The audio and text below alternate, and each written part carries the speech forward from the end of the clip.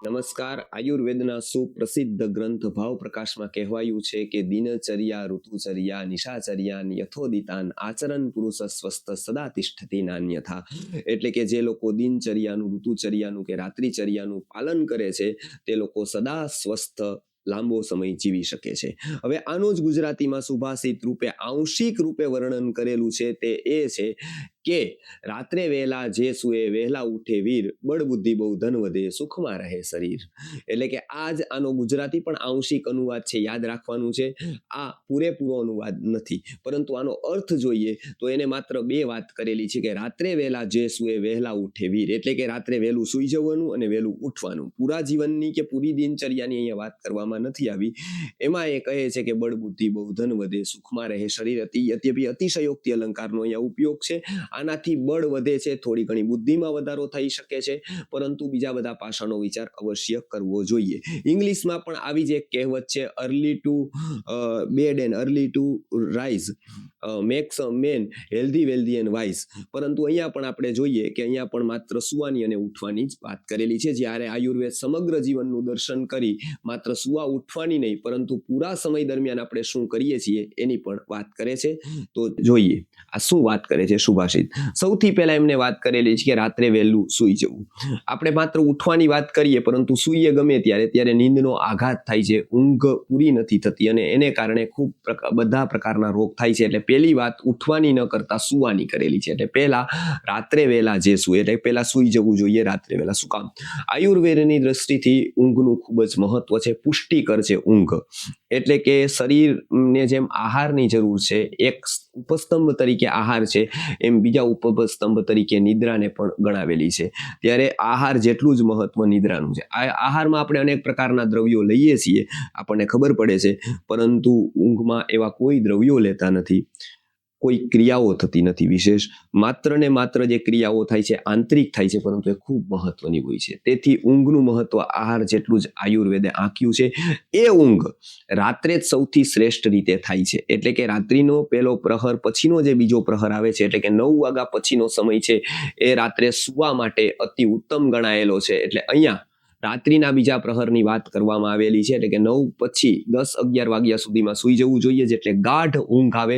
અને ખાસ વાત યાદ રાખો ઊંઘ માટેનો એક નિયમ, કે ઊંઘ કેટલી લાંબી છે કેટલી પોળી છે એનું મહત્વનું નથી, પરંતુ એ કેટલી ઊંડી છે એ જ મહત્વનું હોય છે. જ્ઞાન અને ઊંઘમાં આ બે નિયમો, આ એક જ નિયમ કામ કરે છે કે તે કેટલું લાંબુ અને કેટલું પોળું છે મહત્વનું નથી, કેટલું ઊંડું છે મહત્વનું છે.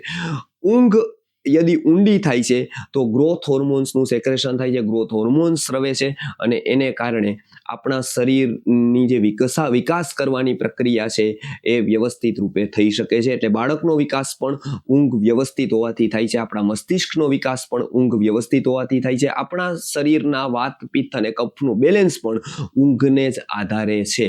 એટલે કે ઊંઘનું આયુર્વેદે ખૂબ મહત્વ બતાવ્યું છે. એવું પણ કહેવાય છે કે 1000 કામ છોડીને પણ સૂઈ જવું જોઈએ. એટલે કે ઊંઘ 1000 કામ કરતા પણ ખૂબ મહત્વનું અને ખૂબ જ જે કહેવાય કે જીવનને સ્પર્શતું કાર્ય છે. એટલે ઊંઘને કોઈએ ન્યાય આપ્યો હોય, ઊંઘ વિશે કોઈએ સૌથી પહેલી વાર વાત કરેલી હોય તો વેદે અને આયુર્વેદે કહેલી છે, જે અહીંયા કહેવામાં આવી છે કે રાત્રે વહેલા જે સૂએ, એટલે કે બીજા પ્રહર પછી 9 વાગ્યા પછી તરત જ સૂઈ જવાની વાત, અહીંયા વહેલા સૂવાની વાત કરવામાં આવેલી છે. હવે પછી એ કહે છે કે સૂઈ જવું અને પછી સૂતું જ રહેવું મહત્વનું નથી, પરંતુ યોગ્ય સમયે જાગવું પણ એટલું જ મહત્વનું છે. એટલે કે આયુર્વેદે જાગવાનો ઉત્તમ સમય બ્રાહ્મ મુહૂર્તનો કીધેલો છે. સૂર્યોદય સમયના પહેલા 48 મિનિટ નો સમય છે, 2 ઘડીનો સમય છે, એ બ્રાહ્મ મુહૂર્તનો સમય કહેવામાં આવે છે. એટલે કે ત્યારથી બ્રાહ્મ મુહૂર્ત ગણવામાં આવે છે સૂર્યોદય સુધી.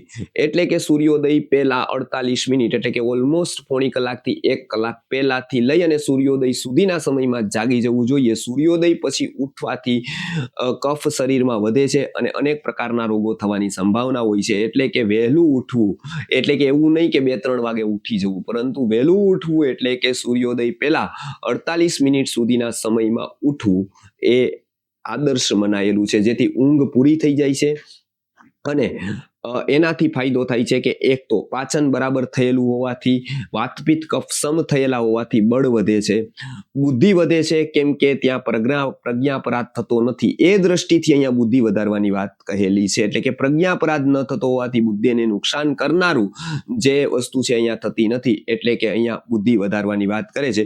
ધન વધવાની વાત એટલે કરે છે કે શરીર સાધન છે તે બરાબર રહેશે તો યોગ્ય રીતે કામ કરી શકશે ને યોગ્ય રીતે કામ કરી શકશે તો ધન વધી શકશે. એટલે અહીંયા ધન વધવાની પણ વાત કરેલી છે. તો આ આયુર્વેદનો અંશાત્મક સંદેશ પણ સરળ રીતે ગુજરાતી ભાષામાં કહેવાયેલો છે. તો એમાં સુવા અને ઉઠવાની વાત કરી અને સંક્ષિપ્તમાં આખા જીવનની ચર્યા પણ ત્યાં સમજી લેવાની છે. તો આ ગુજરાતીનું સરળ સુભાષિત આપણને ઊંઘનું મહત્વ સમજાવે છે અને સાથે સાથે બ્રાહ્મ મુહૂર્તમાં ઉઠવાનું એટલે કે સવારે વહેલા ઉઠવાનું પણ મહત્વ સમજાવે છે. તો આ બંનેનું આપણે પાલન કરશું તો આયુર્વેદનું અંશાત્મક પાલન થશે તો બીજી જીવનચર્યાનું પાલન સરળ રીતે થઈ શકશે. એક તરફ એવું છે કે આખી દિનચર્યાનું પાલન તમે બરાબર કરો પરંતુ રાત્રે વહેલા સૂવો નહીં અને સવારે વહેલા ઉઠો નહીં તો બાકીની દિનચર્યાનું કોઈ એટલું બધું મહત્વ રહેતું જ નથી. એટલે મહત્વનો ભાગ અહીંયા આ સુભાષિતમાં કહેવાયેલો છે. એમને મુખ્ય પાર્ટ જ કેન્દ્રબિંદુ તરીકેનો પાર્ટ જ અહીંયા લઈ લીધો છે. જો આપણે આટલું કરશું તો આપણું માત્ર ને માત્ર વાતપિત્ત કફ બેલેન્સ રહેશે એટલું જ નહીં પરંતુ આપણા હોર્મોનલ બેલેન્સ રહી અને આપણે અનેક પ્રકારના મનોશારીરિક રોગો સાયકોસોમેટિક ડિસીઝથી બચી શકશું. આપણી ઊંઘ સારી થશે તો આપણા સ્વભાવ ઉપર પણ એની પોઝિટિવ ઇફેક્ટ થશે. આપણને ગુસ્સો, ચીડચીડાપણું કે એ ટેન્શન, સ્ટ્રેસ, અવસાદ જેવા અનેક પ્રકારના જે માનસિક દોષો છે એ પણ નહીં આવે. તેથી આ સુભાષિત આપણા જીવનને સ્પર્શતું, જીવનને અસર કરતું અગત્યનું છે. તેથી આનું પાલન જો કરવામાં આવે તો અડધું નહીં પરંતુ 75% ભારત અવશ્ય સ્વસ્થ થઈ શકે છે. નમસ્કાર.